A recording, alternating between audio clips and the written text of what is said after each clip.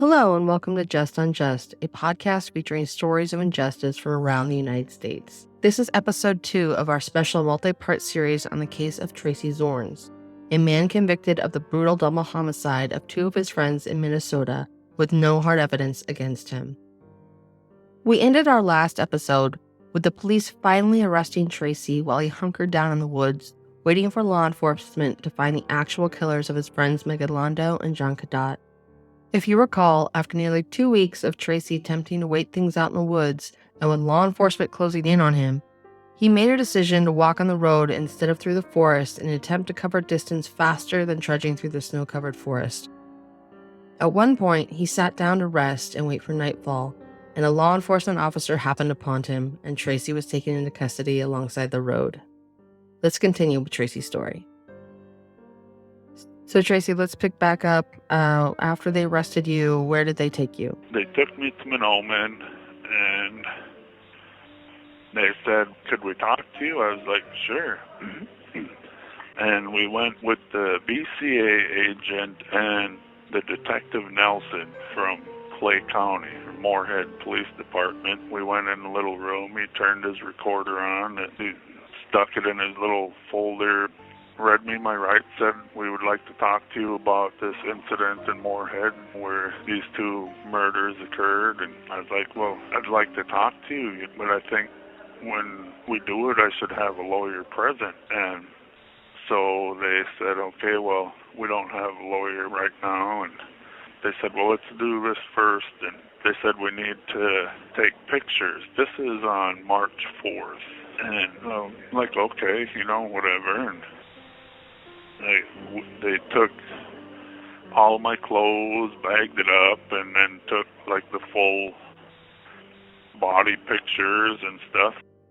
So they were looking for wounds on you. Since this was an incredibly violent attack, they knew that if you had done it, you had to have had wounds. There's no way that you could have done what you were accused of doing without sustaining wounds. Could you see your hands in those pictures, both the front and back of your hands? Everything. I mean, I was completely naked, and they took pictures. The front and back of the hands, arms, legs. And then at the end of it, they said, well, we're going to do a sexual assault and rape kit. And he said, do you know why we're doing this? And I was like, you're looking for some kind of rape, but this will clear me, I mean, that was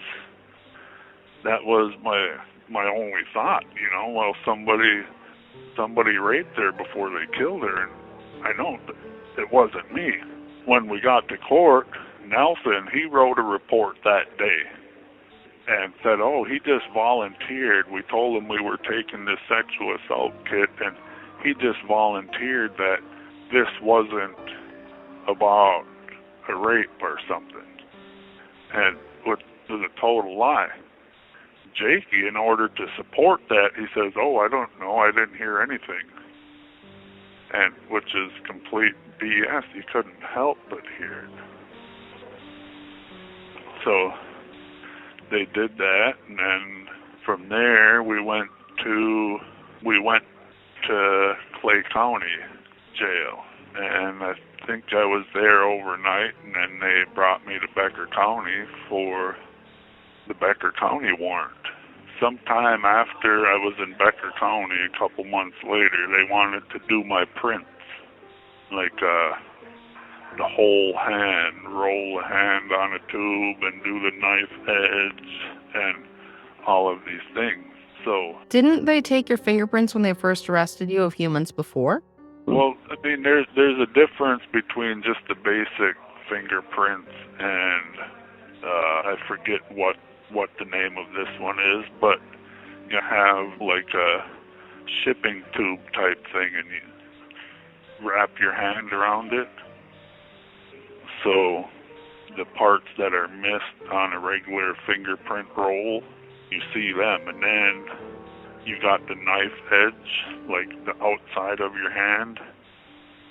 You roll that across there, so I mean, it's like a complete identifying thing. Instead of just looking for a single print, if there's any marks, now they can look for the total picture. So had you seen an attorney yet? Well, no, not on the Moorhead matter. On the Becker County one I had. We were proceeding with that case. That was burglary, and there was firearms stolen in that.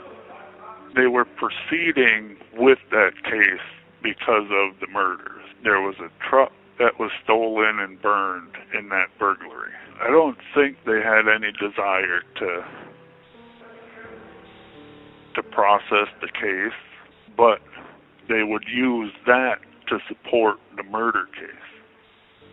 It was the end of the summer when they finally called the grand jury and indicted me on murder in Clay County. During that time, little Sam had moved, I don't know where the heck he moved to, but his cousin had moved into the trailer house. And there was still the bag of electronics that John and Megan had that was in the car when I fled. Pieces of that were still at the house. And they had found pictures with, I don't know if Megan was on there or what. There might have been some pictures with Megan. I'm not sure what else, but so then the police got a hold of that and the pictures and whatnot. That was at the beginning part of the summer. And it was the end of August when they indicted me on the murder charge. You said a few minutes ago that you felt they never had any intention of following through with the Becker County burglary case that they originally used to take you into custody, but you felt like they were going to use that to tee up charging you with the Moorhead murders. So the discovery of the bits and pieces of what was once this duffel bag of random electronics that John had been carrying around his car was what they felt they could run with. So the prosecution basically did some horse trading in order to try to get this murder case wrapped up. They arrested you for an old burglary charge that sounds like they might have had a solid case for, and used the discovery of what was essentially garbage to imply the Moorhead murders were basically a burglary gone bad. Yeah. Well, they didn't say that was the motive, but that I had robbed them people. I had stole some trash. I killed them because I stole their garbage electronics. Yeah, that was the implication. I don't know if that was the final piece they thought they needed or what. But the most curious thing about my arrest on March 4th, if it would have been 2 days later, it would have made a difference on the testing of the evidence. Because when they had done the autopsies, they did fingernail clippings, and that evidence was at the medical examiner in St. Paul. And it went to the BCA in St. Paul, and the report number 4 from the BCA in Bemidji, they said this evidence is of utmost importance. As soon as it gets here from St. Paul, send that in for testing. This evidence arrived in Bemidji on March 4th. So the untested fingernail clippings arrived in Bemidji on March 4th, which was the day you were arrested? Yeah, and there was already the report that detailed the importance of this. We have to have, as soon as this gets here, send it to testing. So the evidence arrived in Bemidji, and I got arrested, and everything kind of stopped right there. When they did this full photo and body examination thing, they were looking for wounds. I mean, it was a very brutal scene, you know. And, I mean, John was just a big kid, you know. He's, I don't know, 5'10", 6 foot, and 250 pounds, you know. And I don't care who you are, you know, if somebody like that is fighting you or anything, you're going to have some type of marks on it. Well, they did this full body examination, and photographs and everything on me on that day. And then now these fingernail clippings and stuff, this stuff doesn't matter anymore. And the reason it didn't matter is because I didn't have any wounds. There is no wounds that would involve fighting or that would connect me to the scene. So now, I mean, it's my thoughts, okay, now we can't test this because if we find somebody else's DNA, then the whole case against you is just shot. The following day they had a meeting, took that evidence, put it in the closet, and never did anything with it again. Didn't take it out for examination or question or nothing. They just put it there and left it. Obviously, this is just speculation, but do you think this was driven by maybe foolish pride on their part? Like maybe they didn't want to have to face the fact that they had dumped so much time and resources into hunting you down and being hyper fixated on you, that it was just better to tuck this evidence away in a closet than risk having to admit they were wrong? You know, I just don't know. Overzealous, maybe. I mean, the couple people, even lawyers I'd spoken with, Detective Nelson, they said he's a snake. You know, that they're just pure distrust and dislike because his only I don't know, I've got to win at all costs. It doesn't matter what, you know, his reality is the only one. That's what I was given to understand. Another part of this that I didn't understand is he was the lead detective. He was the major decision maker in everything that went on with this case. I mean, but he had just, the month before I went to trial, we got the same prosecutor, the same judge, and Detective Nelson that just lost the first-degree murder case.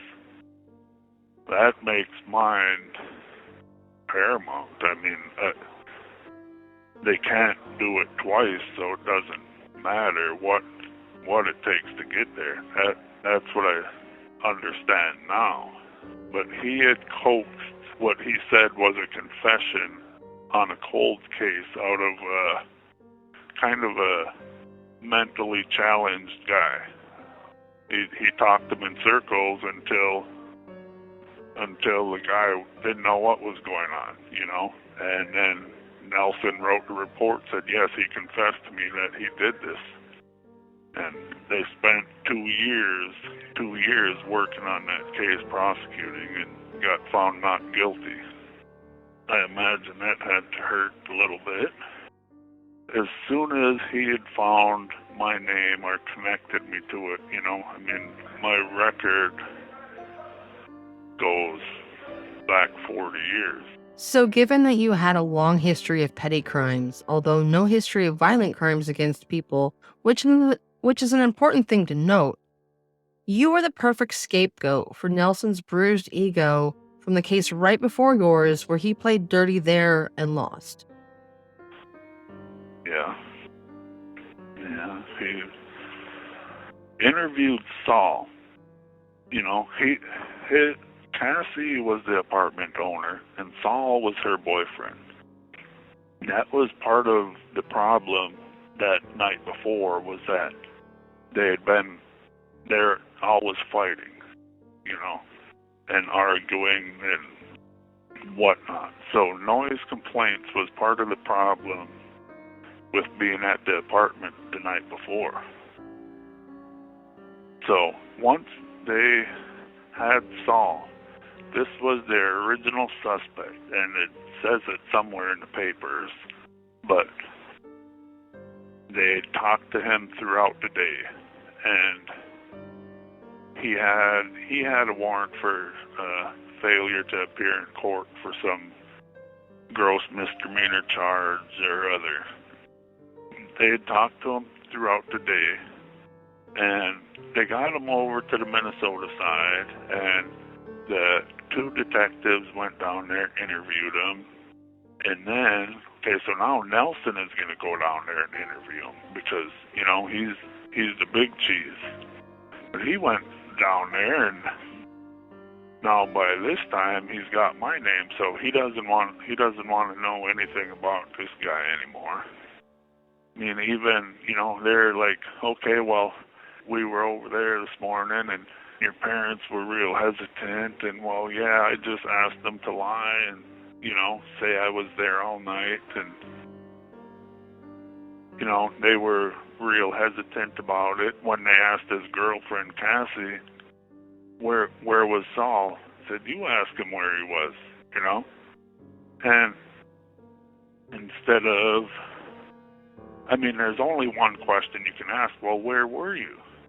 They never even bothered to ask that question. He said, oh, I just asked them to lie and say I was here all night. And you're like, oh, okay, that's cool, next question, you know? That was the tack they took with him, which, I don't know, just flabbergasted. I don't know why my lawyers didn't do anything about that. Wow, it feels like your attorneys weren't really interested in defending you. No, the one lawyer, Mara, she wasn't really inexperienced, but she was inexperienced in this type of case. And Joe Parisi, when I first talked to him, he made the right pitch. He said everything he was supposed to say, and, you know, this is my private number, and it goes right to me, so you don't have to go through the office or anything. You got questions or anything, call. And, you know, the few times I did, you know, he picked right up, and we talked about whatever, but that's pretty much all it was. He never went and investigated. Nothing that I didn't force upon them. And these were public defenders? Yep, the 7th District Public Defender's Office. Did they actually have an investigator on the case? They had an investigator that they employed, but I think he was the one investigator for the whole district or something. He didn't do anything, you know. Right towards trial, I made them go interview some people, and it was worse than useless. Do you think they didn't try because they didn't believe you were innocent? That maybe they just bought the weak story the prosecution came up with and left it at that? Yeah, actually, I think that's what it was. I'm always thinking everything's going to be okay, you know? It just can't possibly be as bad as it is. And that kind of blinds me to the truth about situations or people, you know? It's just hard for me to read lies and motives and without further consideration. You know, when I think about it now, I see how poorly they did. I don't know that it's because, I mean, I don't think they were bad lawyers. And it's always been my idea that they just didn't have the time or resources to properly represent my case. But at the same time, they never did anything. You know, I mean, as simple things as there was the police report from the guy upstairs at the scene. He described the suspect leaving, and he described the suspect as shorter, little or heavier than the guy that lived there. He said, I knew it wasn't the guy that lived there because this guy looked shorter and heavier. And the guy that lived there is 5'9". I'm 6'2". There's no possible way for somebody to describe me as shorter than 5'9" or heavier. And I said, well, look, why don't you have this guy, can we stand next to each other? Or just go get a big piece of cardboard and cut it out. to show a person that's 5'9" and I'll stand next to it. And nothing I did, he talked me out of it. Like, well, maybe we'll have you guys stand next to each other in the courtroom, or, he had some reason why we couldn't do this. And, I mean, just with so many other things, there was the keys in the car. Cassie said there was only one apartment key, and I never had it. The door was locked when the fire department got there. I never had an apartment key.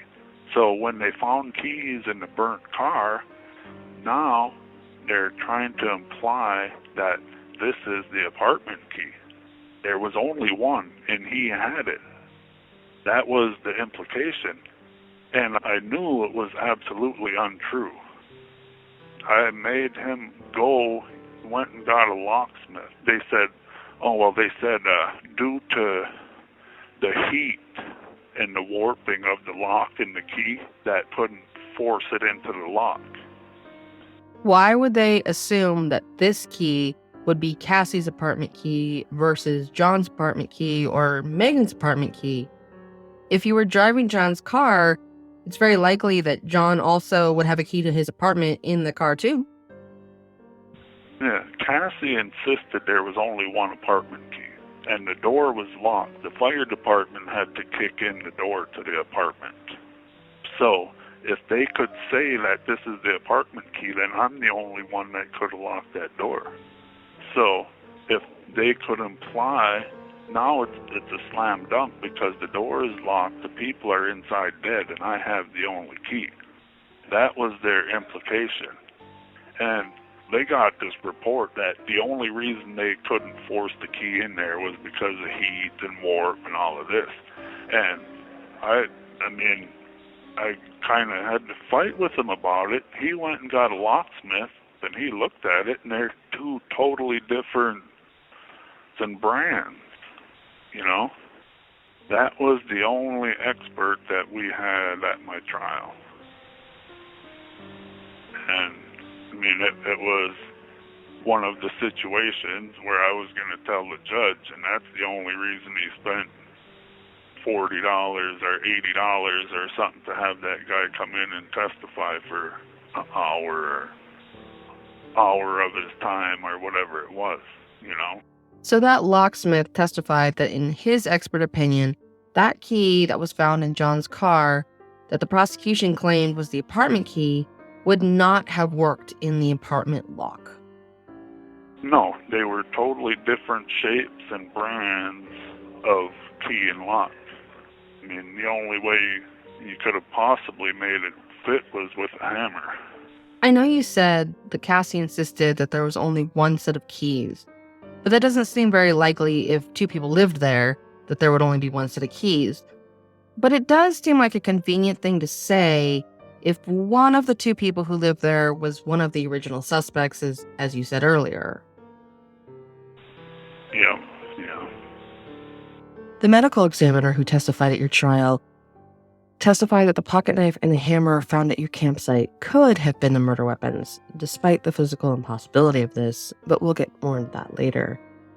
This particular medical examiner was notable because he was trained by another medical examiner by the name of McGee, who we now know had a long history of giving false testimony and basically saying whatever the prosecution wanted him to say on the stand. Let's talk more about the medical examiner at your trial. The one that testified at my trial, he was like, yeah, these could have been the murder weapons. He worked for the Ramsey County Medical Examiner. His boss, McGee, right now they're letting people out of prison because McGee testified at their trials. McGee was the one that testified in that Alfonso Rodriguez trial. And that's what brought everything to light, because people have been complaining about that office and their law enforcement oriented testimony for years and years. 20 years people have been saying these guys are full of shit. It wasn't McGee that testified at my trial, but it was the same office. It was his protege that testified at my trial. He implied that my tools could have been the murder weapons. When I filed my first post-conviction, I filed his autopsy protocol reports with that, and they proved that, the blade on my knife was 2.5 centimeters wide, and these multiple stab wounds are 1 centimeter or 2 centimeters. It's just not possible to make a smaller hole, But though the autopsy protocol, this was not something that was introduced as evidence at trial. So when he testified, he didn't have to stick to the facts, these implications that said I was caught with the murder weapons. That was a major issue, because nobody introduced the autopsy reports themselves. And that particular document contains the measurements for all of the wounds and such. So, because there was no measurements or more specific data on any of the wounds, they were able to ask the medical examiner, and he implied that my tools could have been used as the murder weapons, or that they may have been the murder weapons. That was the more direct implication. And it's an impossibility. I had told my lawyer, I said, this isn't right, and I had asked them if they could get somebody to examine the tools and the wounds and all that, and didn't. I really don't know why they didn't, because the majority of the stab wounds, the measurements on them was 2 centimeters wide. And over the course of my studies of the law and these things, in order to make a wound with that consistency, it would have to be a smaller than the 2 centimeter blade. Because unless you're a machine and you can go straight in and out with the blade, you're going to cut the wound wider going in or out, because you don't move just straight, And the blade on my pocket knife, the one that they presented at trial, said this is the same single blade type knife that made these wounds. Well, the blade was 2.35 centimeters wide. There's no way to make a smaller hole than that. It would have been 2.5 or larger at minimum. And beyond that fact was that a lot of the stab wounds were measured at 20 centimeters deep when the blade on my pocket knife was only 6 centimeters long. The same with the hammer that they found at the campsite that I received from Melanie Malmo. That was smaller, and it had distinct characteristics that weren't on the wounds. During the trial, when they introduced this as evidence, and the prosecutor took and walked it up and down in front of the jury like he's showing them the murder weapons, then the medical examiner testified, this could have been made, these wounds could have been made by this particular hammer. The implication was that this was the murder weapon that they're showing to the jury. There's no other conclusion that could have been drawn from their questions or presentation of that. When, again, the measurements would prove that it couldn't have been the tool that made these marks. The lawyers did nothing to prove my innocence. They introduced nothing along them lines. I understand, looking back, a major part of the problem was me and my cooperation, I think. What do you mean by that? Well, had no type of alibi or anything, you know. I mean, I was in the car by myself. There was no people. I mean, I'm sure if we went back now, maybe we could find cameras or something like that that were discovered later. But, you know, I guess I just believed that. I did not believe that I could be found guilty of something I didn't do. You believed in the system and that things would obviously get straightened out. Yeah, for sure. Did you testify in your own defense? No. No, absolutely not. There are so many reasons why a person may not want to testify in their own defense, and many people, both guilty and innocent, choose not to. It can oftentimes be a damned if you do, damned if you don't type situation. Some people, often those unfamiliar or naive about the justice system, view not testifying in one's own defense as a sign of guilt. But it isn't either a sign of guilt or innocence. Can you talk more about your reasons for not testifying in your own defense? The whole atmosphere. I mean, if you've never been in trial in that situation, sitting there for day after day, there's just no way you can comprehend what's happening. And when they asked me if I wanted to testify, I didn't see That it wasn't worth the trauma of enduring that? Yeah. Did Liz testify? Yep. Her story was quite likely. She said that she had taken some pills. There was some Ambien and something else at the apartment there, and that she doesn't remember anything about that night. You know, making calls or talking to anybody. She remembers nothing. It's quite likely. So going back to the untested fingernail clippings you mentioned earlier, the ones that were marked to be of the utmost importance to be tested, then after you were arrested, they apparently were just tucked away in some evidence closet and never tested. Was the medical examiner asked about those nail clippings at trial?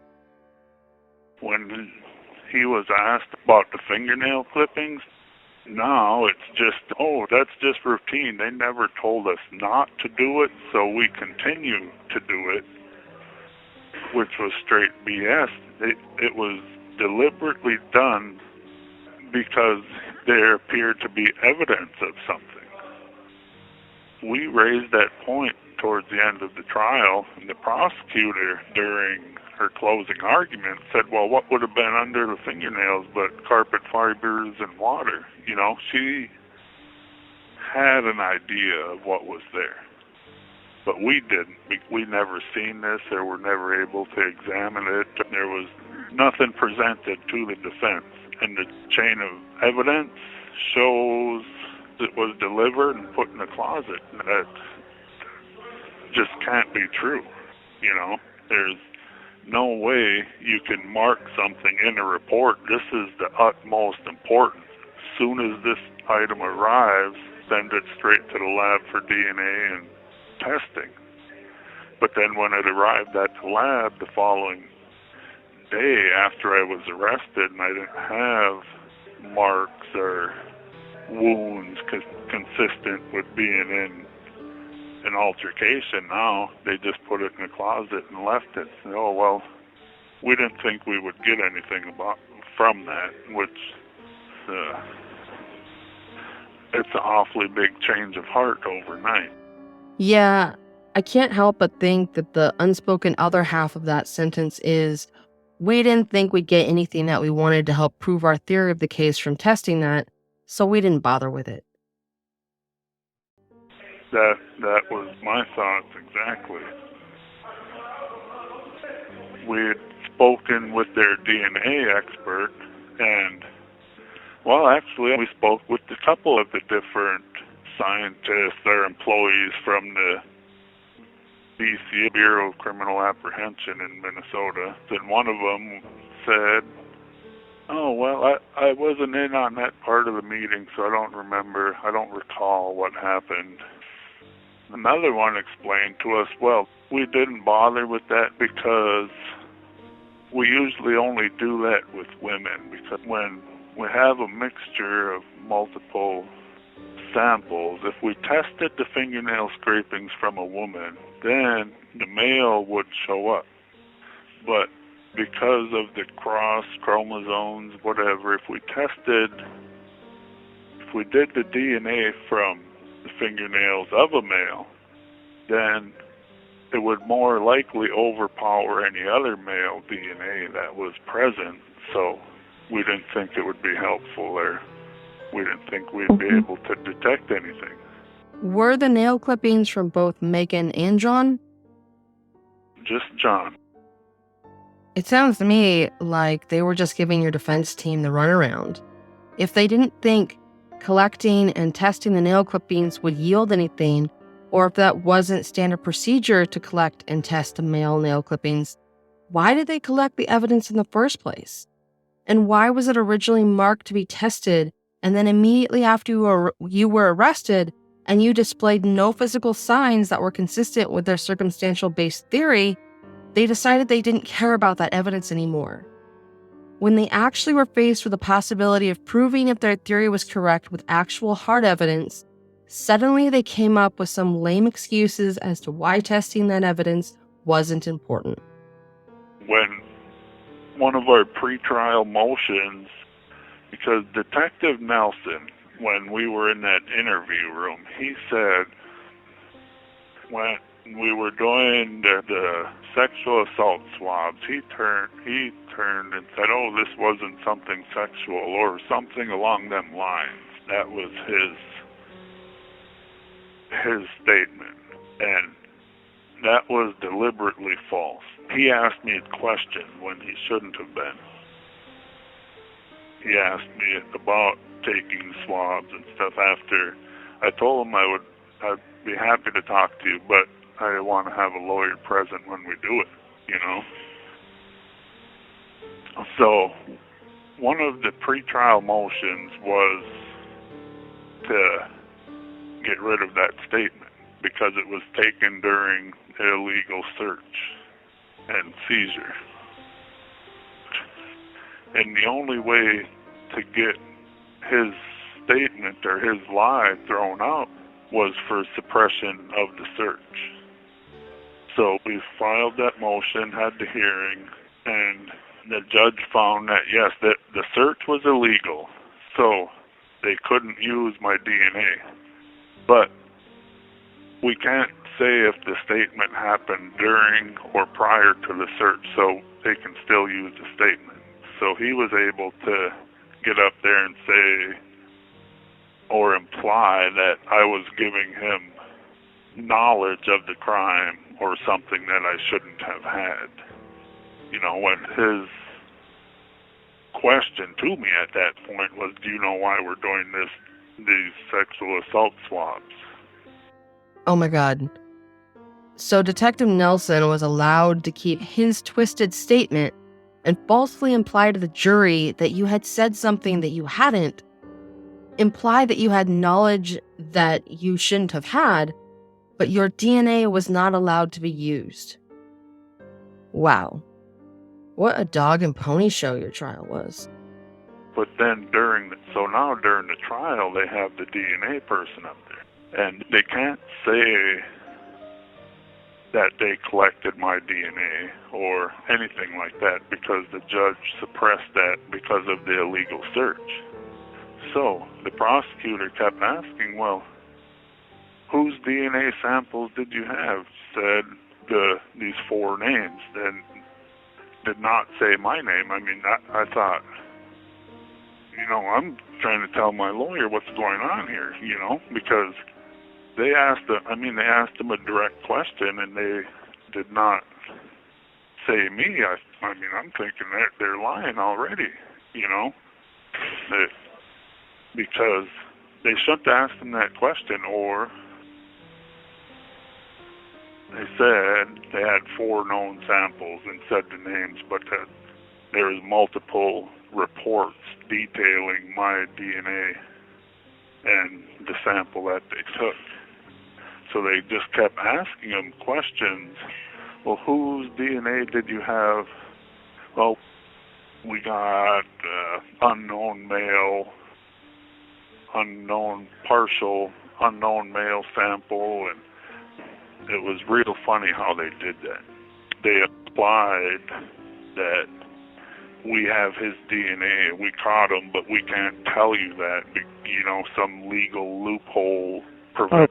The DNA expert from the BCA was Michelle Perlson, and they had asked her, whose known samples did you have to test from? Said, I had one from Megan, Elizabeth, John, and Brian. When she was the one that submitted three reports about mine, and they just kept asking her questions. They said, of all of the evidence they test, they said, did you obtain a profile from the hammer? She said, yes, I obtained a partial male profile. Did it match Megan, John, Brian, or Elizabeth? No, it did not. And was this the hammer that was obtained from the camp where Tracy Zornes was? They just kept on and on. The answer, like I got a mixture of two or more individuals with a predominant male DNA, or I obtained a partial male profile that did not match those four individuals, and I got a single source male DNA profile, and these socks worn by Mr. Zornes, I got a single source male DNA profile. And so even if Mr. Zornes' DNA was on something he was wearing, that doesn't tell you anything significant. And, that's correct. And, they just went on and on. So they just alluded that this single source male DNA would have been you, but your defense team couldn't refute it because the judge suppressed your DNA from being able to be brought up because of Detective Nelson's shady work. Yep. I mean, that was backhand methodology to some false evidence that we can't refute. There was no DNA connection between me and the scene or the bodies. I also just think, of course, there would be single source male DNA on that hammer. You had handled it at the campsite. And what seems to be lost on the jury is that by the prosecution stating that they only found single source male DNA that did not match the male victim and no female DNA, they're actually weakening their own argument against you that hammer could have been used in the murders. Obviously, the hammer is going to have your DNA on it. Yep. And the hammer, if it had been one of the murder weapons, would have had more than a single male DNA profile on it. Same with the pocket knife. Now, I'm sure the prosecution would say, oh, well, he just cleaned it all off, which is an utterly ridiculous notion, and anyone who has worked in any capacity with DNA would know this. When I say this as somebody who worked in DNA labs for over 13 years, there is no way to clean murder weapons with such surgical precision and accuracy as to remove all traces of a victim's DNA while out in the woods. Not going to happen. If the only DNA they found on that hammer and that pocket knife was yours, or as they said in trial, did not match either of the victims, that means that these were not the murder weapons. Right. My lawyers should have stood up and objected. They should not have been allowed to do that. If he didn't object, then he should have introduced DNA reports and all of that. That was his or their prerogative. The prosecutor couldn't say that, but they could have. And they didn't. They just allowed that to go, allowed it to stand as the prosecutor made it seem. It was wrong at trial, but I guess I just didn't realize how how wrong it was in the heat of the moment. And that's not really your job anyway. That was your attorney's job to know what the prosecution was doing was wrong and to object. Yeah, yes, most definitely. How long did it take the jury to deliberate and reach a verdict? Oh, not long at all. It was, maybe it was a couple days, but they had already made their decision. I don't know what questions they had among themselves, but... So it was pretty clear to you as you were watching them that the jury was just buying into the prosecution's story.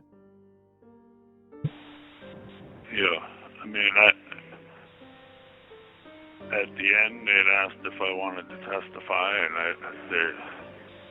the whole atmosphere just it didn't work. There was nothing I could have said to change anybody's mind. There was,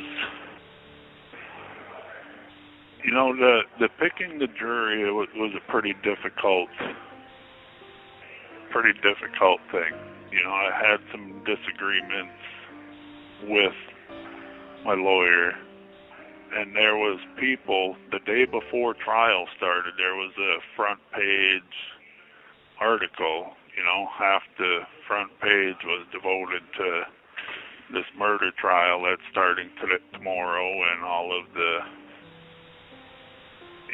Sunday edition, the article, and all, my criminal history stuff and whatnot. So we got 100 people in there or more.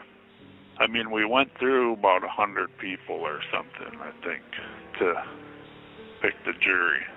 But a number of them they were just false and saying, "Oh yeah, I seen the paper, but I didn't read the article or anything." It's just unreal. You got the paper delivered to your house, but you're not going to read the front page.